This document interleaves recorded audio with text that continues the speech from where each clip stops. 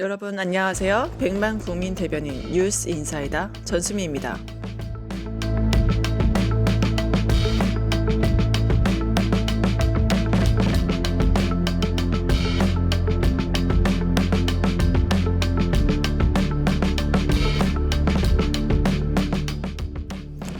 한국의 음주운전 문제 정말 끔찍합니다.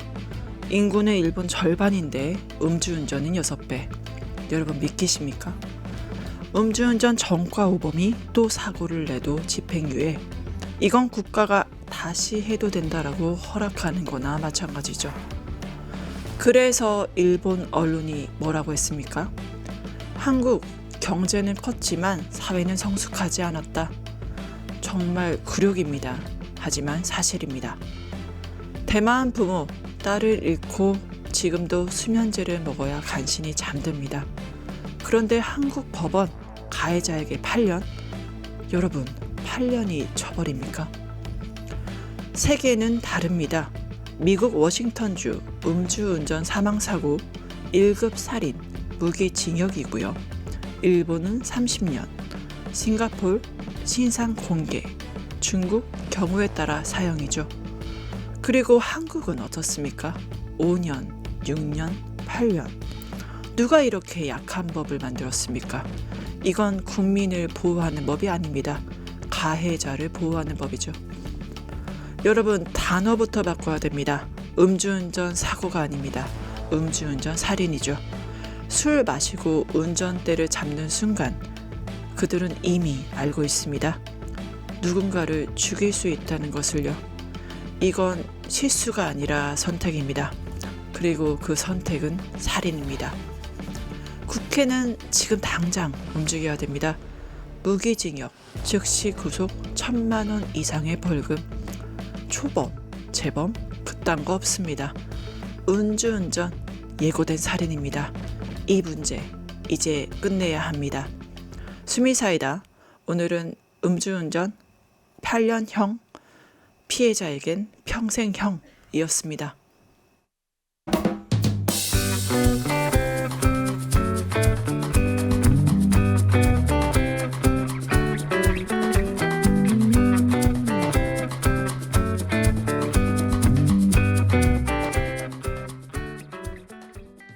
네, 활기차고 즐거운 월요일이죠. 오늘도 뉴인사 리듬과 함께 시작합니다. 이은혜 에디터 잘해 주셨네요. 안녕하십니까? 네, 안녕하세요. 이은혜입니다. 주말 어떻게 보내셨어요? 또 전수미 앵커님과 방송할 시간을 손꼽아 기다리면서 보냈습니다. 네, 설레는 마음으로 우리 드디어 기다렸던 한미 팩트시트가 나왔는데요. 관련 내용 이야기해 주시죠. 네, 주말 동안 관련한 평가 그리고 뒷이야기들도 좀 전해졌는데요. 이제 네. 후속 논의 이어갈 시간입니다. 네. 지난 과정부터 좀 돌아보면 참 애썼다라는 말부터 나오는데요. 먼저 미국과의 양자회담부터 팩트시트까지 뉴스토마토가 보도로 돌아보겠습니다. 네.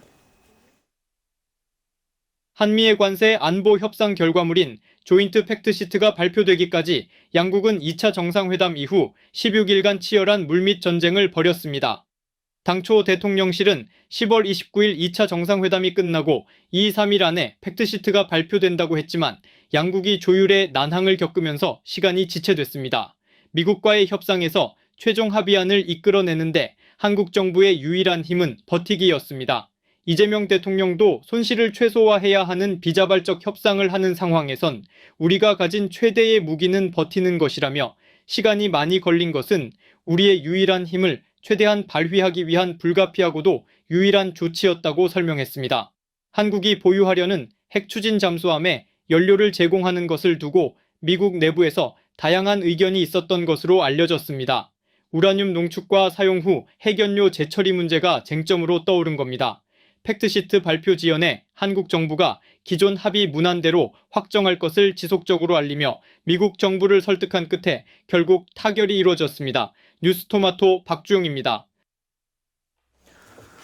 결국엔 팩트시트를 평가를 하며 여러 가지 각 사안별로 결정이 된 것 같아요. 우리가 경제 협력부터 시작해서 무역, 그리고 안보, 그다음에 한반도 문제까지 정체적인 원자력까지 들어갔잖아요. 5가지 영역으로서 각 역할을 좀 한 것 같은데 어떻게 보십니까? 네. 제 생각보다는 지금 오늘 시간이 짧아가지고 재계 총수들 만나는 얘기를 좀 해야 됩니다. 네, 아무래도 말씀드린 대로 이게 핵심 경제 협력과 무역 장벽 완화 이 두 가지 테마가 재계 총수들과 굉장히 관련이 많을 것 같습니다. 뭔가 추후 논의가 좀 있었다고 하죠. 맞습니다. 어제 이재명 대통령이 삼성전자 이재용 회장 등과 재계 총수들을 만났습니다. 한미 관세 안보 분야 합의를 둘러싸서 후속 합의를 좀 회의를 진행한 겁니다. 이른바 한미 관세 협상 후속 민관 합동 회의였습니다. 회의에는 이재용 삼성전자 회장, 최태현 SK그룹 회장, 정의선 현대자동차그룹 회장, 그리고 구광모 LG그룹 회장 등 총 7명이 참석을 했습니다. 이 대통령 이 자리에서 지금까지 정부와 기업이 이렇게 합을 맞춰서 공동 대응한 사례가 없었던 것 같다. 한미 합의는 전적으로 기업인들의 헌신과 노력 덕분이다라고 감사함을 먼저 표현했습니다. 그리고 협상에 대한 자평도 있었는데요. 남들이 예상하지 못한 성과고 방어를 잘해낸 것 같다라고 말했습니다. 이 대통령은 이번 이 협의 상황을 학력고사에 좀 비유를 했는데요. 네. 어려운 상황이 우리에게만 있는 건 아니다라는 걸 강조했습니다. 네. 영상으로 보겠습니다. 예. 학력고사 어려워졌다고 뭐 등수가 바뀌는 건 아니다. 어려운 건 다 똑같이 어렵고 쉬우면 다 똑같이 쉬운 거 아니냐 그렇게 생각하면서 이 변화된 상황에 신속하게 적응하고 또 그걸 기회로 만들면 누가 그런 얘기 하더라고요. 지금까지 정부와 기업이 이렇게 합이 잘 맞아가지고 공동 대응을 한 사례가 없었던 것 같다. 그건 전적으로 우리 기업인 여러분들 정말 헌신과 노력 덕분입니다. 진심. 필요한 제일 큰 게 규제 같아요. 예를 들면 규제 완화 또는 해제, 철폐 중에서 가능한 거가 어떤 게 있을지를 실질적으로 좀 구체적으로 지적해 주시면 제가 신속하게 정리해 나갈 겁니다. 네, 결국엔 팩트시트 이후에는 기업들 각계 전투에 들어가야 되는데 정말 기업들이 간절히 원하는 그 단어 있었죠. 규제 완화 이야기가 나왔던 것 같습니다. 네, 이 대통령이 친기업, 반기업 이런 소리 하는데 그게 무슨 의미가 있겠냐라고 반문하면서 기업을 돕기 위해 할 수 있는 건 다 하겠다라고 말했습니다. 특히 규제 완화 적극 나서겠다고 약속했고요. 여기에 삼성전자 이재용 회장 관세 협상으로 크게 안도하고 있다. 후속 조치에도 만전을 기하겠다라고 화답했습니다. 그리고 아무래도 대미 투자가 강화되다 보면 우리 국내 투자가 좀 줄어들지 않겠냐라는 우려가 지금 나오고 있잖아요. 네. 대통령도 이 부분 강조하면서 그러지 않게 잘 조처해달라라고 당부했습니다. 어제 분위기가 되게 화기애애했다고 하는데요. 네. 그 분위기와 더불어서 기업인들의 화답 한번 목소리로 들어보겠습니다. 네. 대통령님의 그 배짱 뚝심, 그래서 오늘 아침에 저희 미국에 있는 로비스트들이 니네 나라 정부 대단하다고 그러더라고요. 그래. 일단 진심으로 존경합니다. 그동안 대통령님 정말 노고가 많으셨습니다. 감사드립니다. 이제 이런 결과를 바탕으로 저희 기업들은 후속 작업에도 차질이 없도록 정부와 적극 협조하겠습니다. 향후 5년간 6만 명씩 국내에서 고용을 하겠습니다. 네. 미 관세의 15%로 인한 수출 감소 및 국내 생산 위축에 대한 우려를 저희는 잘 알고 있습니다. 부품 협력사들이 부담하는 대미 관세를 소급 지원할 예정입니다. 100조 원의 국내 투자 중에서 60%를 소재 부품 장비에 대한 기술 개발과 확장에 투입해 협력사들과 함께 경쟁력을 높이며 선박 가격의 약 40%가 국내에서 공급되는 사례가 있습니다. 국내 조선 기자재 기업들이 함께 성장하는 선순환을 끌어갈 수 있도록 하겠습니다. 드디어 경제뿐만이 아니라 사실 이번에 성과 중에 핵 잠수함을 세계 8번째로 보유하게 됐다는 안보적인 측면도 있는데 여기에서 멈추지 않는 이재명 대통령님의 강행군이 있는 것 같습니다. 남아공 G2N이 순방길에 올랐다고 하죠. 네, 정말 한숨 돌리기가 무섭게 이번엔 무려 7박 10일간 순방길에 떠나게 됩니다. 네. G20 정상회의 참석차 떠나는 건데요. 첫 번째 방문국은 아랍에미리트 UAE입니다. 국빈 방문 형식으로 찾게 되고요. 네. 공식 환영식, 정상회담, 양해각서 서명식 등을 진행하고 한 UAE 비즈니스 라운드 테이블에도 참석을 합니다. 네. 여기서 사흘간 일정을 소화하고요. 오는 20일에는 이집트로 이동을 해서 정상회담 하고요. 카이로 대학교에서 우리 정부의 중동 정책 구상 피력할 계획입니다. 또 가장 중요한 일정 아무래도 G20겠죠. 네. 현지 시각으로 오는 22일에서 23일 세 번째 방문국인 남아프리카 공화국에서 열리는 회의에 참석하게 됩니다. 네. 또 그 다음에는 오는 24일 튀르키예를 또 국빈 방문합니다. 정상회담과 만찬을 가지고 그 다음 날 귀국길에 오르게 됩니다. 네. 취임 이후에 G7, 유엔 총회, 아세안, 경주 에이펙에 이어서 이번 G20까지 정말 숨가쁘게 달려온 한 해인데요. 끝까지 화이팅 하시기를 응원해 보겠습니다. 네, 그리고 또 우리 정부, 진짜 효능감이 엄청납니다. 키세스 우리 시위대로 대한민국을 지켜왔잖아요. 네. 드디어 내란에 가담했던 공직자들 이제 조사가 들어간다고 하죠. 네, 그것과 또 더불어서 한편으로는 공직활력 TF까지 가동을 하고 있습니다. 네. 가동을 하게 됩니다. 그렇게 두 개의 TF가 동시 가동을 하는데요. 여기에 대해서 대통령님도 한마디 하셨는데 결국에 흑역사를 청산하고 미래로 나아가겠다는 그런 모습을 보여주려고 하는 것 같아요. 맞습니다. X에 어제 대통령이 이런 글을 올렸습니다. 신상 필벌은 조직 운영 기본 중 기본입니다. 설마 벌만 주든가 상만 줘야 한다는 건 아니겠지요. 내란 극복도 적극 행정 권장도 모두 해야 할 일입니다. 이렇게 좀 짧은 글을 남겼는데 이거 너무 당연한 말이잖아요. 네. 근데 왜 당연한 말을 이렇게 하셨을까? 이 대통령이 글과 함께 공유한 기사가 있었습니다. 제목이요. 내란 색출 다음 날 파격 포상, 병 주고 약 주나 공직 혼란 계속될 듯. 이런 제목이었습니다. 기사를 읽지 않아도 내용이 너무나 가늠이 되는 제목이잖아요. 네. 이런 일부의 언론의 비판에 정면으로 응수를 한 겁니다. 네, 결국엔 공직사회 활성화를 위해서 뭐 내란도 극복을 해야 되고 적극 행정 이 두 개를 같이 가는 것 자체가 정말 대단한 일이 아닌가 네, 싶은데요. 맞습니다. 그리고 또 이재명 대통령이 트레이드 마크가 아니겠습니까? 그러니까요. 그런데 이거를 갖다가 뭐 병 주고 약 주고 식으로 문제를 삼으면 대통령의 지적처럼 둘 중에 하나만 하거나 그쵸. 아니면 결국은 둘 다 아무것도 하지 말라. 네. 하던 대로 그냥 물에 물 탄 듯 술에 술 탄 듯 가라라는 말밖에 더 되지 않잖아요. 네. 물론 첫 시행에는 잡음도 있기 마련이겠지만 대통령실과 정부가 현명하게 끌고 나가리라고 생각이 됩니다. 네, 그리고 또 대장동 항소포기 검사장을 보면서 쟤네 왜 그러나 집단 항명 정말 분노를 많이 자아내는데 여기에 대한 어떤 조치가 또 있다고 하네요. 네, 검찰 내 집단 항명 소식 우리 뉴스에서도 많이 전해드렸는데요. 민주당이 검사장들에 대한 인사 조치를 요구했는데 정부가 이를 검토하고 있다라고 전해졌습니다. 집단 행동에 나섰던 검사장 전원을 평검사로 인사 전보하는 방안 검토 중인 것으로 대통령실 관계자가 그렇게 알고 있다라고 발언을 한 겁니다. 그리고 인사 조치 외에도 형사처벌, 직무 감찰까지도 고려 중인 걸로 좀 전해졌는데요. 지금 국가공무원법은 공무원의 집단 행동 금지하고 있잖아요. 형사처벌의 경우에 이거를 좀 검사들도 결국은 공무원이니까 이걸 적용할 수 있는 거고요. 또 대장동 수사팀의 공무상 비밀 누설 위반 역시 형사처벌 근거가 될 수 있다고 합니다. 네, 결국엔 또 이제 민주당 의원이 이제 제기를 했던 게 대장동 사건 자체가 검찰의 조작 기소다. 이거는 뭐 내용도 절차도 굉장히 잘못된 항소다. 이거 따박따박 반박을 했다고 하네요. 네, 민주당이 대장동 사건의 주요 증거물이죠. 정영학 녹취록이 검찰에 의해서 조작됐다라면서 책임자 처벌을 촉구해 나섰습니다. 네. 어제 정치검찰 조작 기소 대응 특별위원회 기자회견이 있었는데요. 네. 검찰이 그 대장동 개발업자 정영학 씨의 녹취록 일부 단어를 왜곡해서 조작된 프레임을 만들었다 이렇게 주장을 했습니다. 네. 그러면서 이 증거 조작에 관여한 검사, 지휘라인, 무기난 책임자까지 모두 법의 심판대 위에 올려야 한다라고 촉구했는데요. 관련 영상 보겠습니다. 첫째, 재창희 형을 실장님으로 둔갑시켰습니다. 2023년 5월 16일 남욱 정영학의 녹취록에서 남욱은 유동규에게 9천만 원을 전달한 상황을 설명하면서 유동규가 다른 방에 갔다가 빈손으로 돌아와 재창희 형을 언급했다고 말했습니다. 그런데 검찰은 이를 실장님으로 바꿔치기 했습니다.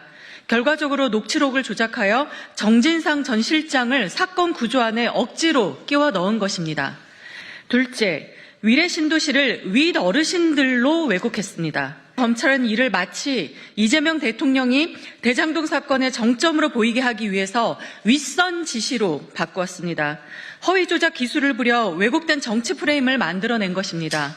이러한 조작들은 실수로 하기에는 지나치게 교묘하고 우연이라 보기에는 하나같이 오로지 단 한 사람만을 겨냥하고 있습니다. 왜 그랬을까요? 그 목적은 단 하나, 오직 이재명 죽이기, 윤 어게인을 위한 것이었습니다. 네, 정영화 녹취록 조작 바이든 날리며 좀 생각이 날 수밖에 없는데 여기에 대해서 김병기 원내대표 다 갈아버리겠다라고 굉장히 센 발언했습니다. 앞으로 국정조사 특검으로 이제 진실 규명을 기대하게 되는데 네. 이게 대한민국 검찰인지 조폭인지 잘 모르겠어요. 남욱 변호사 굉장히 센 어떤 증언을 했는데 이건 또 뭔가요? 그런 증언이 나왔었죠. 지금 압박에 못 이겨서 진술을 어쩔 수 없이 한 거다. 검찰이 원하는 대로 말했다. 검사가 배를 잘 갈라서 장기를 다 꺼낼 수도 있고 환부만 도려낼 수 있다. 이런 말까지 들었다. 이게 증언을 했었죠. 21세기 대한민국에서 저희가 들을 수 있는 얘기인지 이게 가능한 건지 영화 속 이야기 아닙니까? 맞습니다. 이런 모습들을 계속 보여줘 왔는데 지금까지 제대로 손조차 쓰지 못했던 그렇죠. 역사 이번 기회에 제대로 좀 청산하고 정말 국민을 위한 수사기관으로 거듭날 수 있게 해야 되겠습니다. 네, 문제가 참 많은데 또 우리 오세훈이 이 한강버스 정말 뭐 유람선도 아니고 뭐 말도 안 되는 돈 끌어다 쓰고 문제가 많은데 또 사건 터졌다고 하네요. 그러니까요. 서울 한강버스가 강바닥에 걸려서 멈춰서는 사고가 또 발생했습니다. 네. 탑승했던 승객만 무려 82명이나 됐는데요. 사고 1시간여 만에 다행히도 전원 구조됐습니다.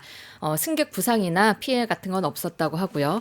사고는 지난 토요일 저녁 8시 24분쯤이었는데요. 송파구 잠실 선착장으로 향하다가 수심이 얕은 선착장 근처에서 강바닥에 걸려서 배가 멈춰선 겁니다. 네. 결국 서울시는 어제부터 한강버스 일부 구간 운항 잠정 중단하고 정확한 사고 경위 조사하기로 했습니다. 이 한강버스가 선박이 인도되기 시작한 게 3월쯤이거든요. 그때부터 10월까지 발생한 사고만 무려 16건이라고 합니다. 개통 첫날 그 뉴스가 좀 떠들썩했는데요. 변기가 역류를 했었고요. 네. 또 유턴하다가 선착장 모서리에 부딪힌 적도 있고요. 네. 엔진이 후진 상태였는데 그걸 모르고 출발하다가 또 선착장에 들이받은 적도 있고요. 전기 오작동으로 강 한복판에 20분 넘게 영문도 모른 채 멈춰 선 적도 있습니다. 정말 이 사고 유형도 가지각색인데요. 더 충격적인 거는 토요일에 사고가 났는데 그날 낮에도 이물질에 긁히는 사고가 있었다는 점입니다. 이런데도 아무런 조처 없이 그냥 또 운행을 시켜버린 겁니다. 아니 이쯤 되면은 목숨 걸고 타야 되는 유람선이 아닌가 싶긴 한데 그럼 시민 누군가가 죽어 나가 이걸 멈출 건지 굉장히 분노가 맞습니다. 생기지 않을 수가 없고 뭐 르네상스 본인 표팔이 하려고 시민들 목숨 담보로 하나요? 너무 화납니다. 너무 화나고 아마 많은 서울 시민뿐 아니라 대한민국 국민 모두가 오세훈에 대해서 결국은 자기 치적사키용 아니냐라고 네. 생각을 하실 것 같습니다. 서울시는 이번 사고를 예기치 못한 상황이다 이렇게 설명을 했지만 앞서 말씀드렸듯이 10번 넘게 17번째 사고가 난 거잖아요. 수심 측정부터 항로 관리, 비상 대응 어느 하나 제대로 갖춰지지 않았다는 게 또다시 드러난 겁니다. 특히 우리 국민들이 아직도 세월호 참사, 이태원 참사 이런 트라우마에서 벗어나지 못하고 있는 상황인데 오세훈 서울시가 너무나 안일하게 대처하고 있는 게 아닌지 자기 치적 쌓기용의 행정에만 몰두하고 있다라는 비판이 쏟아지고 있습니다. 결국에는 민주당에서도 오세훈 시장이 책임을 거론을 하면서 이 한강버스 운행 멈춰라라고 이야기를 하고 있는 것 같아요. 네, 여러 목소리가 어제 쏟아져 나왔습니다. 민주당 박경미 대변인 네. 이번 사고를 오 시장의 무능과 근시안적인 행정에 초래한 명백한 인재다라고 규정을 하면서 한강버스가 시민의 발이 아닌 서울시 행정 난맥상의 상징으로 전락했다라고 비판했습니다. 그리고 민주당 어제 오세훈 시정 실패 정상화 TF 그리고 서울시당이 함께 긴급 기자회견을 열었는데요. 박주민 의원 여기에 참석해서 연이은 사고에도 불구하고 오 시장이 전면 검토 없이 무리하게 한강버스 운영하고 있다. 정말 끔찍하게도 시민이 한 명 또는 몇 명이 다치거나 죽어야만 멈출 거냐라고 언성을 높였습니다. 또 함께 참여한 김영배 의원도요. 시민 목숨을 담보로 정말 시장을 또 하고 싶냐라고 거칠게 물었습니다. 네, 결국에는 안전 걱정이 될 수밖에 없는 건데 여기 오세훈 시장 여기에 대해서 뭐 사과나 발언이 좀 있었나요? 네, 페이스북 글을 올렸습니다. 예상치 못한 일로 승객과 시민 여러분께 큰 불편 끼쳐드렸다라고 사과했습니다. 네. 그리고 관리 감독 기관으로서 원인을 신속하게 파악하고 보완해서 한강버스가 시민의 일상에서 정착할 때까지 철저하게 관리하겠다라고 강조를 했습니다. 네. 이게 시민의 일상에 정착할 때까지 철저하게 하겠다라는 건 결국은 운행을 멈추지 않고 계속 가겠다라는 네. 뜻으로 읽히네요. 또 그러면서도 자신을 향한 공격에는 이렇게 밝혔는데요. 안전 문제를 정치 공세의 도구로 삼는 행태는 바람직하지 않다.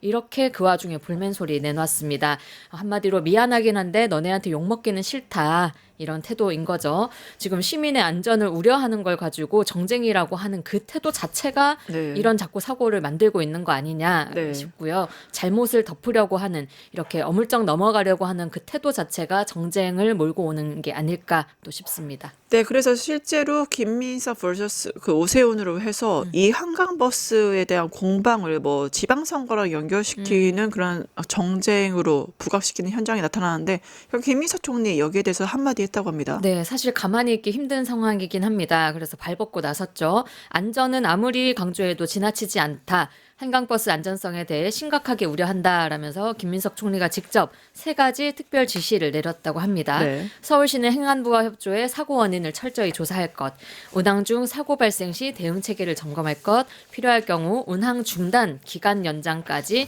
검토하라라고 지시를 했습니다. 네. 그리고 말씀하신 대로 아무래도 최근에 종묘를 찾아서 그렇죠. 언급을 하기도 했기 때문에 또 거기에 이어서 또다시 서울시를 저격한 모양새 때문에 김민석 대 오세훈 선거 구도로 보는 시각도 존재합니다. 특히 국민의힘에서 이런 이야기 많이 나오고 있는데요. 내년 지방선거 때 서울시장을 노린 사실상의 사전 선거운동 아니냐라고 김민석 총리의 행보를 비판에 나섰습니다. 송원석 원내대표 국무총리의 신분을 이용해서 선거 개입 유사한 행위를 할 게 아니라 중립적인 자세로 총리의 업무에 집중하길 바란다라고 말했습니다. 다시 한번 말하고 싶은 게 안전에 어디 중립이 있겠냐. 당연히 누구나 나서서 이 문제 바로 잡아야 되는 게 정부의 역할이 아닌가. 송원석 원내대표 그런 소리 할 게 아니라 오세훈을 좀 자중시키시는 역할을 하셔야 될 게 아닐까 싶습니다. 네, 결국에는 사람을 담보로 해서 치적을 쌓고 있는 시장에 대해서 경고를 하는 건 너무나 당연지사 아닌가 싶은데 정쟁으로 몰고 가는 국민의힘 참 한심하기도 합니다. 한강버스를 무리하는 서울시 계속 견제하고 지켜봐야겠습니다. 오늘 뉴인사 리듬 준비한 내용 여기까지 하고요. 함께해 주신 이은희 에디터 감사합니다. 네, 고맙습니다. 유튜브 구독하고 실시간 채팅과 댓글을 남기면 매일매일 최대 7,000 TTCO를 드립니다. 참여 방법은 뉴스토마토 홈페이지에서 회원가입 후 구글 계정을 연동해주세요. 마이페이지에서 유튜브 인증을 완료하면 준비 끝! 유튜브 채널 구독하고 실시간 채팅이나 댓글 참여만 해도 TTCO가 자동으로 지급됩니다. 그리고 뉴스토마토 커뮤니티에서도 TTCO가 쌓입니다. 출석, 글쓰기, 댓글, 투표, 친구 초대까지 활동할수록 더 많은 TTCO를 받을 수 있습니다. 지금 바로 참여하고 TTCO 받아가세요.